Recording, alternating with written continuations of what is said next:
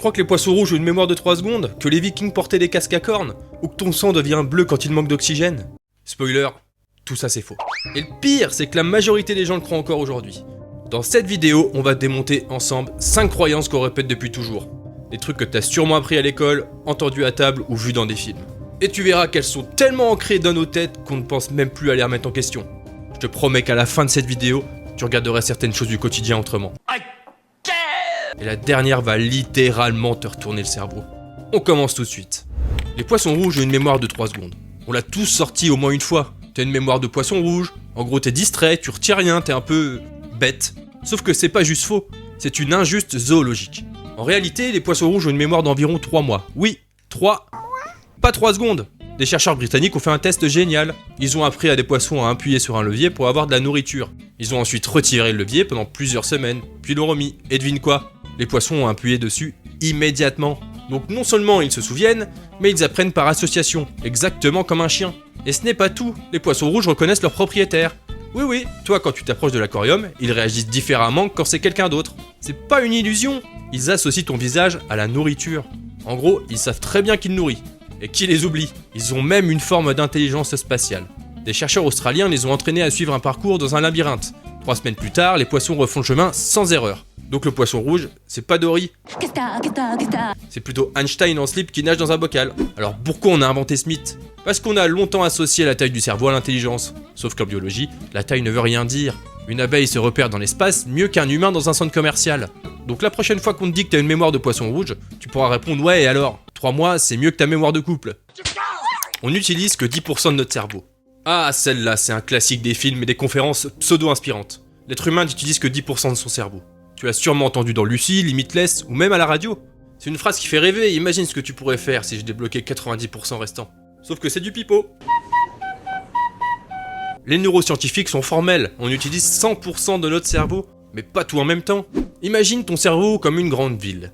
Il y a les quartiers actifs, comme le centre-ville pendant la journée, et d'autres qui dorment, comme les banlieues la nuit. Mais tout sert tout le temps. Quand tu dors, ton cerveau trie les souvenirs, régule ton corps, ta respiration, et prépare ta journée du lendemain. Si on n'utilisait que 10%, les IRM montreraient des zones complètement éteintes. Or, même en ne faisant rien, ton cerveau brûle plus d'énergie que n'importe quel autre organe. En fait, ton cerveau c'est un ordinateur portable qui tourne à fond même quand tu crois qu'il est en veille. Et ce mythe, il vient d'une vieille phrase mal comprise d'un chercheur des années 30. Il disait juste qu'on n'exploitait pas tout notre potentiel. Traduction médiatique, on n'utilise que 10% de notre cerveau. Et forcément, ça claque mieux sur une couverture de magazine. Ce mythe est devenu viral, repris partout jusqu'à ce qu'on y croit vraiment. Même Einstein a été faussement cité comme l'auteur.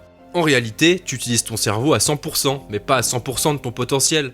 C'est comme un orchestre. Tout le monde joue, mais tout le monde ne joue pas tout le temps. Eh bien c'est comme ça, sinon ce serait juste un énorme brouhaha. Donc la prochaine fois que quelqu'un te sort ça, rappelle-lui qu'il utilise 100% de son cerveau, mais seulement 10% de son sens critique.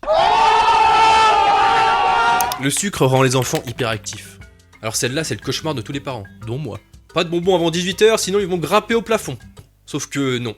Des dizaines d'études l'ont prouvé, le sucre ne rend pas les enfants hyperactifs. Ce qui leur en fout c'est la fête, les copains, les cris, les cadeaux, et le fait qu'ils aient 15 adultes stressés autour.